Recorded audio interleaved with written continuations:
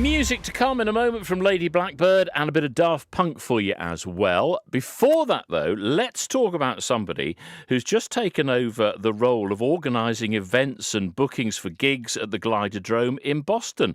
I'm joined by Lee Newton. Lee, good afternoon. Good afternoon, Melvin. Thank you for the invitation. No problems at all. When we talk about the Gliderdrome, such an iconic venue, it was in the news over Christmas because of a TV programme featuring Tina Turner when she was there. You can't believe the names: Tina Turner, Elton John, T-Rex, which I will mention in a moment. What was it like the first time you went into the Gliderdrome? Could you see potential in a venue like that? Oh, huge potential. I mean, the venue's versatility, for one, lends itself to a lot of different diverse programming. But walking into the venue, I didn't know what to expect, to be honest, because it didn't have the name that it did have when I first was welcomed to the Gliderdrome. I was looking at the names, as you say, the Stevie Wonder, Slade, Jimi Hendrix, etc. Absolutely huge. And you sort of imagine it, although, you know, it was probably before I was born, but I took myself back in my mind to a full room, to live entertainment with these legends. And it's incredible. Also slightly heartbreaking that it seems to be history when we have so much great entertainment to offer now. And it's also unusual. The outside of the building doesn't really give you an idea of what's inside, does it? No, not at all. And I mean, there's actually 2, 3, 4 different rooms once you go into the Gliderdrome. It's like a bit of a maze, really. But if you'll find on the website the history, it's fascinating. The actual Starlight Entertainment Room was an add-on. Later on, it was originally it was first a skating rink, an open outdoor skating rink, and because of the Second World War, they had to roof it, and then they put bingo and things like that, and pop came in the 60s and 70s and live music, and it built up from there, really. But from the outside, as you say, it's just like going in for shelter. It is strange. But once you get in there, you do feel that history coming alive. What's your background in entertainment? Well, I never intended to be in entertainment, Melvin, to be honest with you. I actually moved to Blackpool as a care worker to look after the late singer Joe Longthorne. And as I was... Hang on, you looked after Joe Longthorne? I did, yes, for a while. Get him back on his feet after some cancer treatment, intense treatment, and he started touring and invited me on his tour just as a guest. And when I walked into the theatres, and especially the London Palladium at the end of the tour, wow.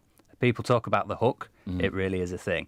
And I got into it in that way. I was very, very lucky enough that Joe and I had a great friendship. He introduced me to some stars. I don't just mean talented people. I mean genuine people that offered me a lot of advice and guidance.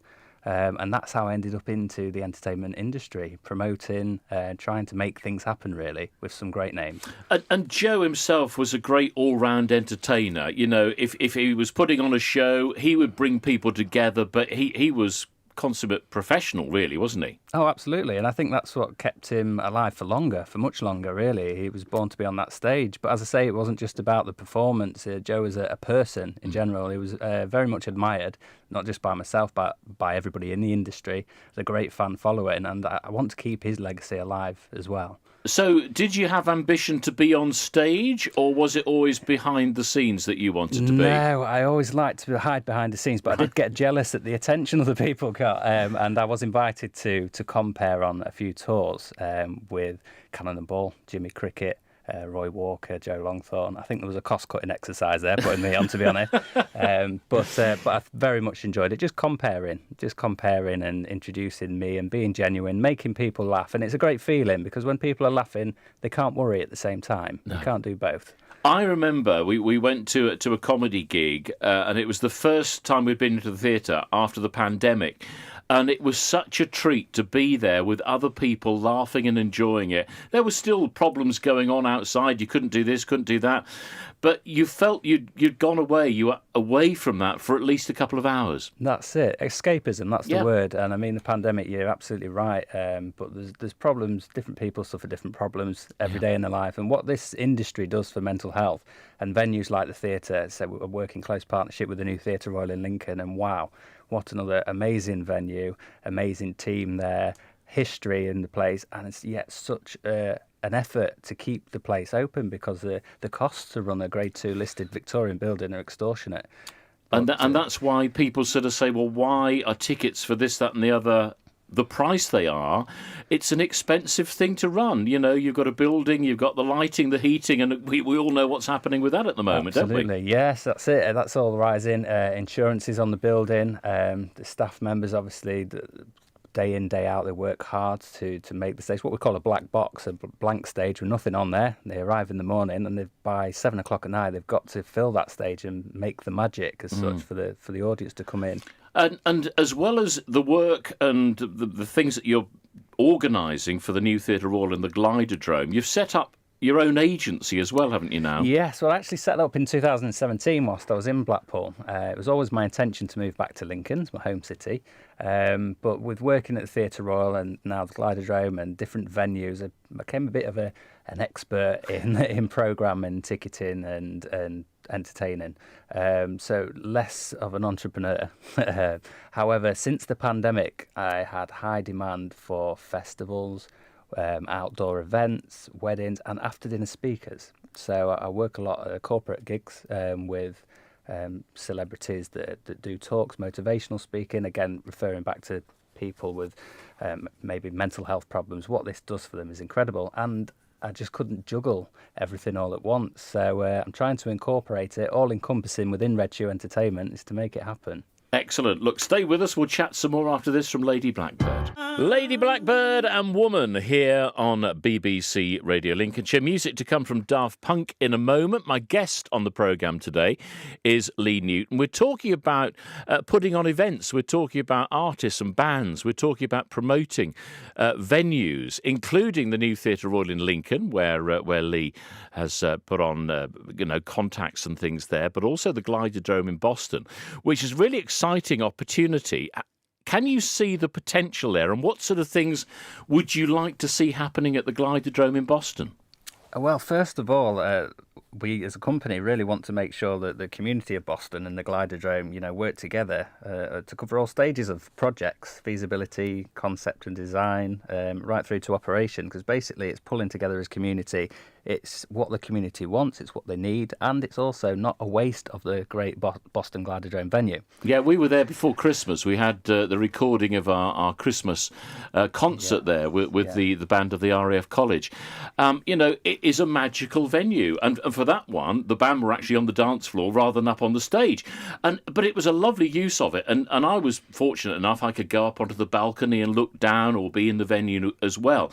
It's got such a flexible use, hasn't it? It has, absolutely, and it could be theatre seating, it could be standing, as you say, it could be set out in cabaret style for corporate events. There's so much you could do with a space like that. You can get 1,500 people in, as in ticket holders in at any one time, to its maximum capacity, and that's incredible. The volume in there, watching and enjoying what they want to see.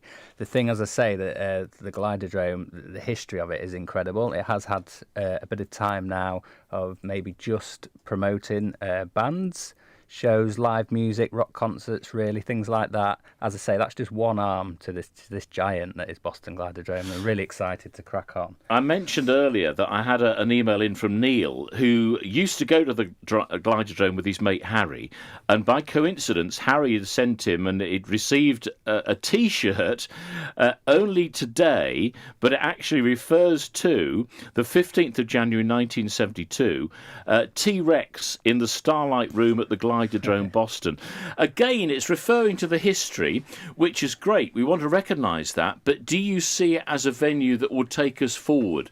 Will we have, DJ set nights, those sorts of things at the Gliderdrome, do you think? Yeah, we'll have everything. I mean, the Gliderdrome isn't closed at all. It's very much open. It's very much got a huge potential going forward still. As I say, I'm not going in and putting my stamp on it. I'm just helping, the team get it to where it should be. And the programming, we've got some dates to come. We've got some big announcements to come. I can't say too much. No. But 3 or 4 times more in the diary than what the potentially was going to be. So there's something for everybody. And for those that haven't been to the Gliderdrome, just encourage anybody just to come and have a look if they've got 5 minutes. You're teasing us this afternoon because you've got some big dates to announce. When might you be able to announce those big dates then? I'm certainly hoping to announce them within this next month, within February. Okay.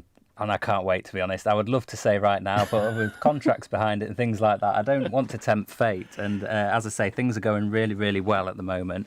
And just keep an eye out on either the Red Shoe Entertainment social media or the Boston Gliderdrome website directly, and you'll see some great news. You were telling me a moment ago, from your agency's point of view, you've got some exciting news, and this is connected with Glasgow. I can't think of anything much further away. But yeah, this is a connection with Glasgow. What is it? Yeah, so that's it. So Red Shoe, obviously, with management and promotion from up and down the UK. In Glasgow, there was a BBC sitcom called Still Game, which was a spin-off from a sketch show called Chewing the Fat, and that has stopped recording now. It's been on the TV for quite a few years, and the cast members from that show, very, very popular show, are now touring, doing Q&A, stories from behind the scenes, meeting the fans. They recently, in the last couple of years, they've sold out 62 performances at the Glasgow Hydro, so it's very, very popular. They're looking to come out. Well, they are coming out of Scotland with this into England and Ireland, and I'm helping them to do that and programming something, which is incredible for me because my mum's Glaswegian, and we were brought up on Still Game watching that and having a laugh as a family and things like that. So they're kind of icons to me, and I have to keep a straight face and pretend that I don't know who they are to keep their feet on the ground. So. Will you bring it to Lincolnshire? I hope to bring it to Lincolnshire, certainly, yeah. Again, it's about, as I said earlier, same with Boston, connecting with the community, find out what people are looking for, what the interests are, what's available in terms of venues. If we all pull together, we can make Lincolnshire thrive again. I mean, the arts, culture and heritage sector in Lincoln and Lincolnshire is unbelievable as it is. So we can only strengthen that, and that is my aim, as well as I was saying earlier, is to bring confidence out in people that maybe, they think they've discovered a talent within themselves. They're not too confident to go on YouTube or to go on a talent show on TV. So just come for some industry advice from some experts and have a chat. Brilliant. Lee, lovely to see you. Good luck in Likewise. the new role. Thanks very much. And keep us up to date and come back and tell us when you're allowed to announce things. I absolutely will. Lovely. Thanks, Melvin. Lee Newton joining us today. He's getting involved with events and gig bookings, both at the Gliderdrome, but also involved at the New Theatre Royal in Lincoln and other venues as well. And, of course, through his agency, lots of contacts. So maybe that's something you'd like to get involved with as well. Do let me know here at BBC Radio Lincolnshire. Any suggestions? BBC Radio Lincolnshire.